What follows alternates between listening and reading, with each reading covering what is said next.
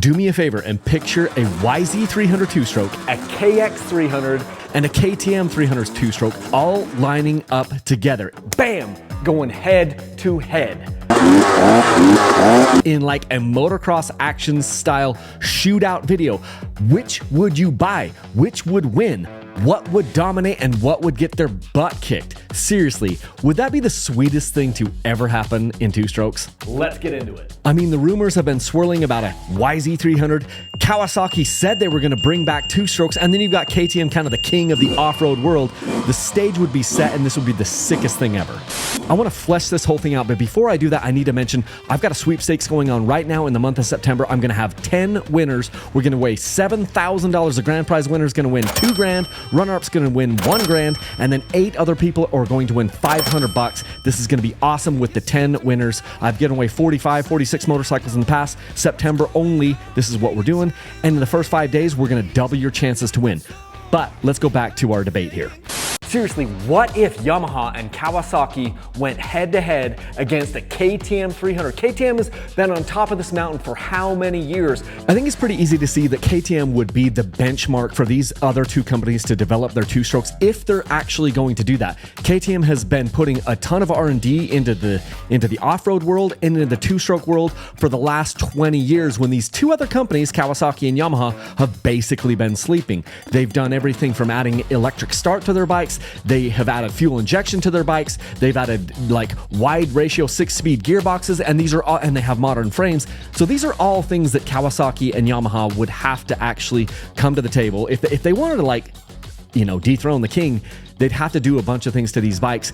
And I don't think it's that far off to think that they might actually do it, especially Kawasaki, because if they're going to bring back their two-stroke like they said they were going to,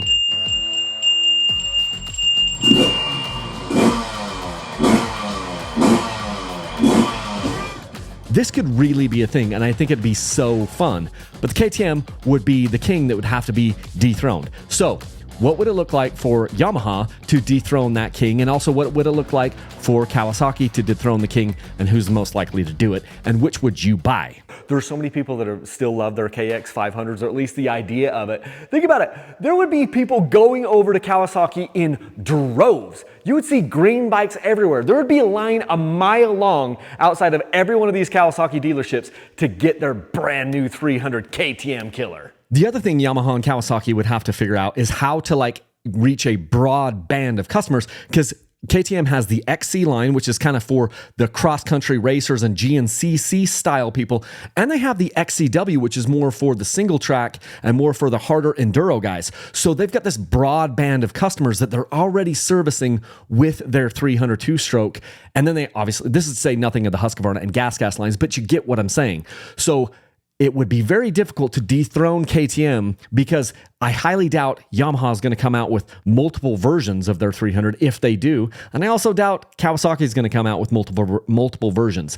But I can see droves of people going off to the blue and droves of people going off to the green bike just because they brought it out. Also, there's an entire ecosystem right now around KTM parts with aftermarket parts and upgrades and all of those types of things. There's a ton of dealers across the nation, and there's just a ton of companies that have been making aftermarket parts for KTMs. And I know that Yamaha has that as well with the YZ250. And this is probably where Kawasaki would really struggle versus those other two, because they don't have really any of that kind of like momentum of aftermarket parts and upgrades and things for any of their two strokes, because they haven't existed for so long. So KTM would definitely have, you know, the upper hand there, and then Yamaha, because there's still some stuff for, obviously a lot of stuff for the YZ250, and maybe some of that stuff could cross over if they did a YZ300.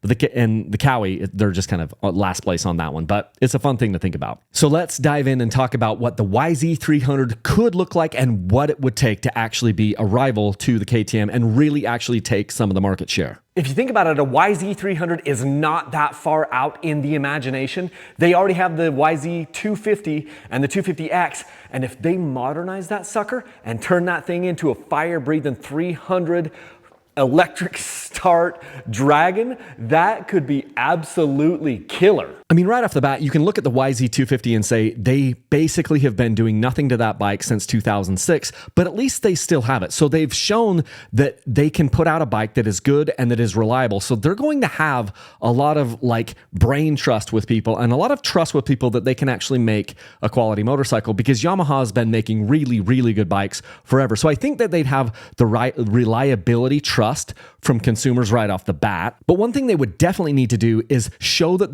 they've put some research and development into this and make some upgrades to this potential two-stroke that they would be making. I honestly think that they would need to have electric start on the bike at a bare minimum. If they put electric start on that bike and made it a big bore 300, I think it would be so exciting to so many people. And there would be anybody who'd bought a Yamaha in the past, those people would be diving back to this YZ300 with electric start.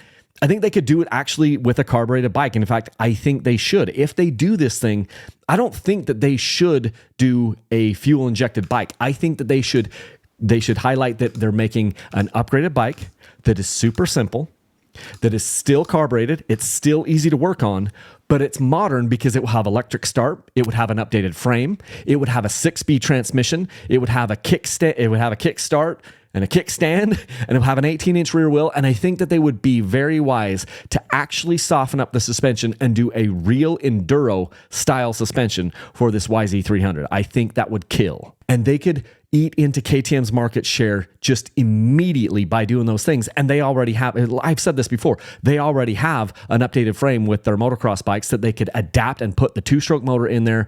They already have a version of the transmission they could use, the WR line that has a 6-speed transmission. So you could put that right into these bikes and it would be pretty sick. Okay, let's move over to the imaginary KX300 two-stroke. Kawasaki has already said they're bringing back the two-strokes. They said that in January of this year. So what if they come out and they actually modernize and make an monumental KTM killer? And all they have to do is actually produce a bike and there will be a bunch of people running over. But what do we want to see? They haven't made a proper two-stroke since the early 2000s. And so there's probably been a lot of kind of like drop off with that. So they're kind of starting from scratch. And what would we want to see? The brand loyalty and the nostalgia is only going to carry them so far. What do I think they should do? I think they should actually bring back their KDX line and have it be a purpose-built enduro bike. I don't want it to be exactly what the KDX was before, even though there's a cult following.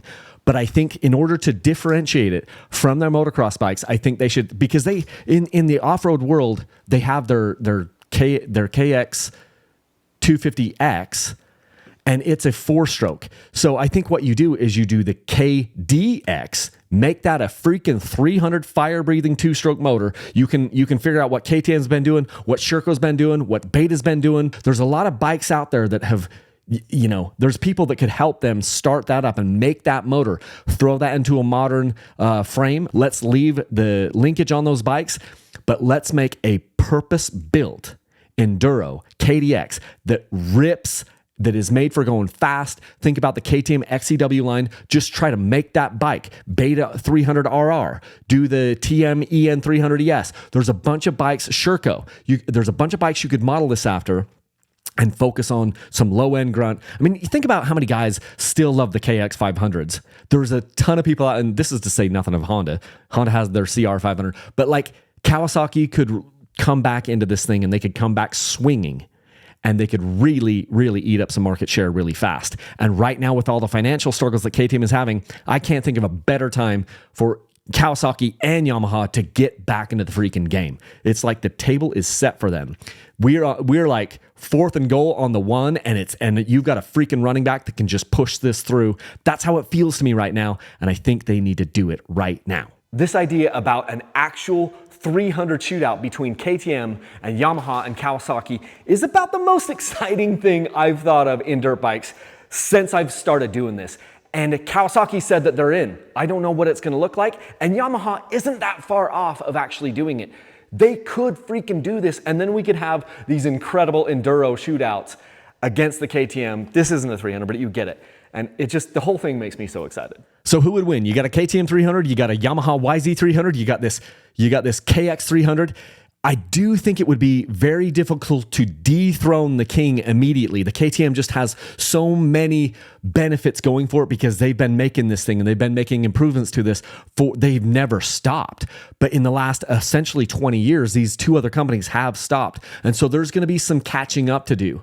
So I don't know that right off the bat, they would just blow the KTM out of the water. But what would they do? They would absolutely steal market share. 100%. There would be people out there that would flock to the Yamaha, and there would be people out there who would flock to the Kawasaki, and I would be super excited. Like, I would want either one of those bikes, you know? And I've been a KTM man through and through, and that's because I felt like they've produced the best thing for what I want to do, which is this off-road, easy to ride, hard to stall KTM 300, this really magical thing. And these two other companies could easily do it, and they would murder it. Like, it's guaranteed sales. Like, put down in the comments which one that you'd rather see. Would you stay with the KTM, or would you go off to the YZ300 or to the KX300? I guarantee you there's going to be a crap ton of comments down here that would say, I would jump ship immediately. It's a guaranteed sale. And then if they did some improvements to it in year 2 and 3 and 4, both of these companies could have a huge, huge gain in this off-road world, the single track world, the hare scramble racing world, the Airsberg and the hard enduro stuff.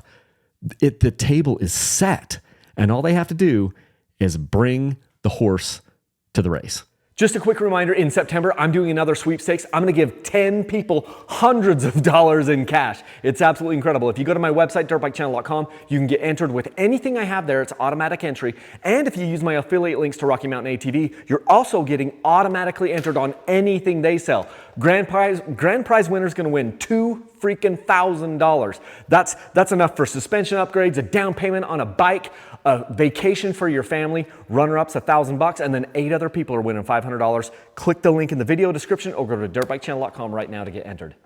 And until next time, leave a single track. Thanks.